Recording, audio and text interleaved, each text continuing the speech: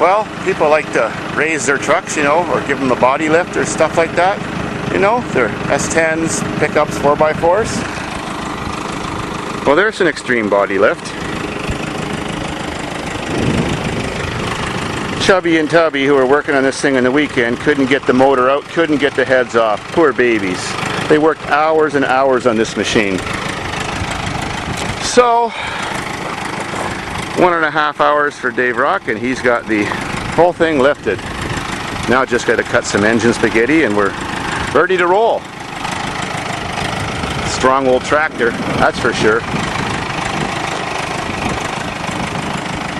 That motor's actually still good even though they ripped it all apart. Even the motor mounts are ripped off. They jumped it so high last year. That's why all the fan blades are broken. Oh well, a couple snips and we're on our way. Now we're real flying high. Super high. Sweet. Well, you just saw the first photograph. So what does a big old oil tank that's used for heating someone's home have to do with a little Chevy Blazer? Well, my debauchery of vehicles for the last several years has been limited to front-wheel drives. I decided to change a little and build something kind of unique. You know, like the brutally fast Aries Turbo Shelby Z-Wagon, or the frugally fuel-efficient turbo diesel minivan. Well, this time it's something with rear-wheel drive. Recognize that? Yup. It's not Chevy powered anymore, that's for sure. Yeah, I'm building a tank. Fully operational and mobile. And unfortunately it's going to be automatic. But my 82 Toyota Celica that I took it off of way back 8 years ago, well, that's what I decided to use. If you build a tank, it has to be very dependable, and of course 22R motors are very dependable. It's fully mounted right now. I use trailer hitches as motor mounts. Got the transmission support bracket in too. So now my next project is to cut up the drive shaft. Got a mark added to it, and add it to that drive shaft, which I've got a mark added to it too, where they've got to be cut, and hybridize two drive shafts, which isn't a big deal. And when you're doing that, hopefully one fits inside the other. You cut one a lot longer, you slip it inside, and to make it fit right on both ends, you wrap, you know, black electrical tape around it so it fits perfect. Black electrical tape around the other end. Leave this tape set back a little bit. Then the two pipes are parallel to each other inside. Then you can just weld one end and it comes out as a nice balanced drive shaft. Looks awesome with those wheels. If you're curious to refresh yourself on the car that motor came out of, it was a brown two-door Celica, and I think the video was called Sprint Car Jumps, Car Dies. We were just bashing the hell out of a Sprint on one of the big hills in the pit and jumping it, and this kid pulls up with the car wearing a winter coat on a summer's day. Says, "What's all that shit falling in my hair?" And I said, "Oh, that's just rust and dead spiders." So I'd love to hear it roar again back to life, but I had to scrap that car. It fell apart, it was too rusty. Well, we'll get back to the project. Chop chop. That's what I gotta do to the drive shafts now.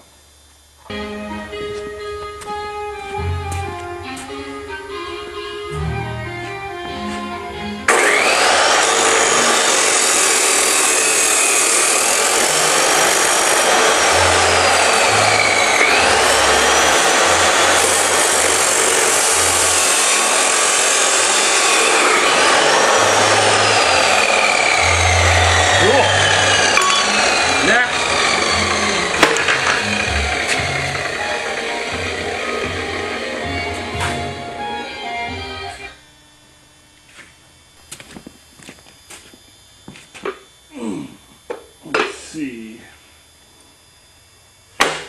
Chevy axle's any stronger.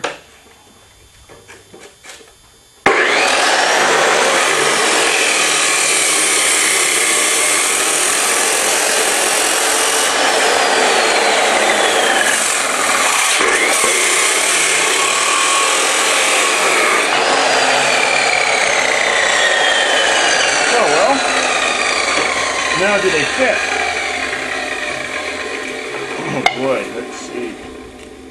Oh, yes! And they fit so perfect I don't even got to use tape. Well, Chevy was meant for Toyota. So I guess GM did own part of the company for a while. You can tell. And that motor fit right in just perfectly. Absolutely like it was made for it. I did move it back 2 feet for better balance control and handling of high-speed battles and pursuits.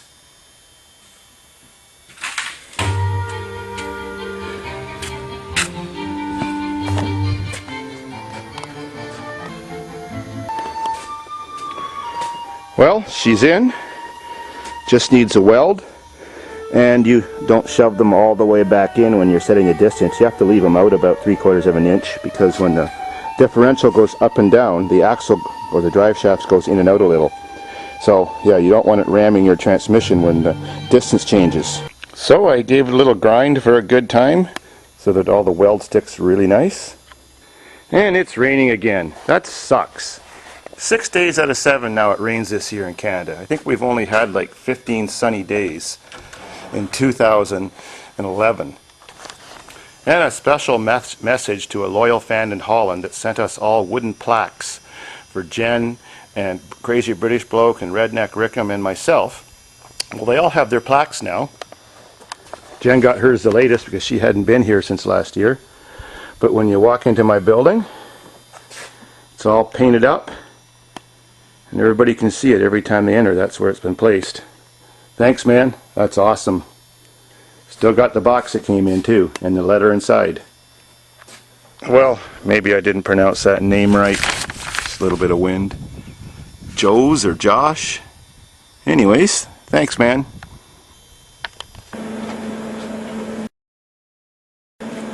And whenever you're welding something like this, you want to be nice and concentric for balance. Always make sure you do 3 or 4 little tack welds first, because welding causes contraction when it cools and things will move more than you expect. Tack weld number 1.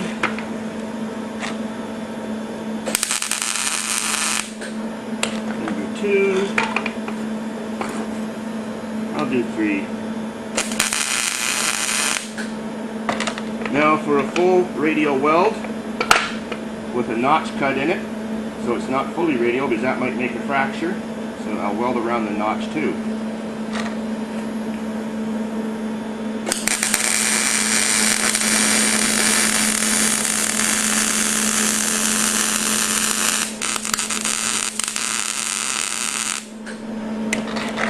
Done!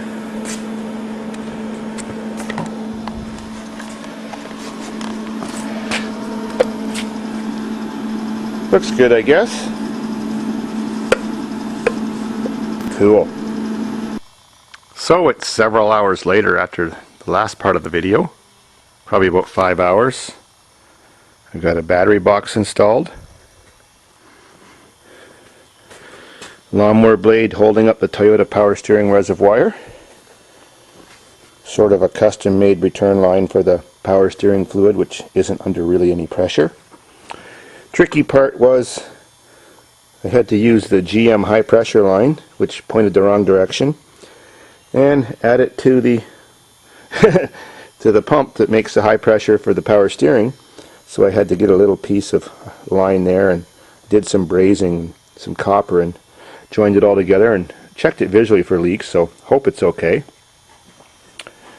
It's got the radiator in it from the floppy cock van and the transmission cooler from the floppy cock van, which isn't installed yet, but the rad's installed. Now when you want to start a old Japanese engine up to keep them idling, they have this thing called an idle cutoff solenoid. On North American cars, if they were idling too fast and you shut them off, they would have run-on. People didn't like that. You couldn't shut it would just keep going clunkety clunkety clunk, and almost like not want to shut off forever. So anyways, I've got power going to that little solenoid, and when I hooked it up it clicks. I've got the battery wires on, which I've had to custom make from scrap farm cars.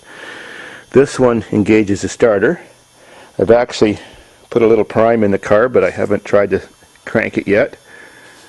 since there's been prime. I'm assuming this is a positive wire to the coil assembly, and I've got the coil assembly with the igniter pack mounted to the rocker cover. Hopefully it's grounded and making spark, but I haven't checked that yet.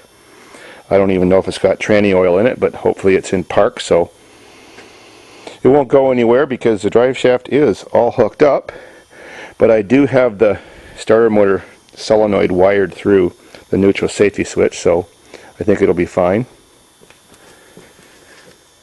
Now, I did squirt a little prime into the fuel line, which on a engine with a fuel pump, it allows it to go all the way through to the car because fuel will still flow in the same direction, even if the pump's not working, that it would flow normally.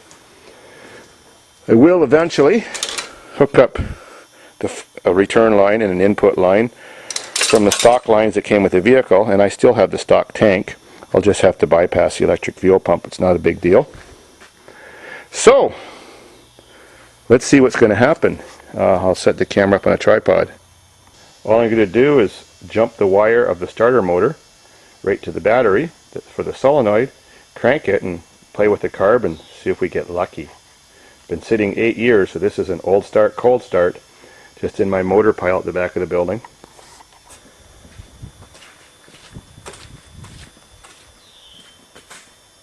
Alrighty, the big test.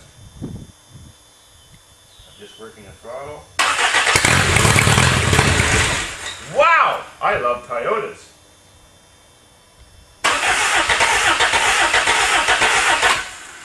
Give her a little more prime for a good time. Choke's wide open. It's electric choke, and I left it hooked up for a few minutes.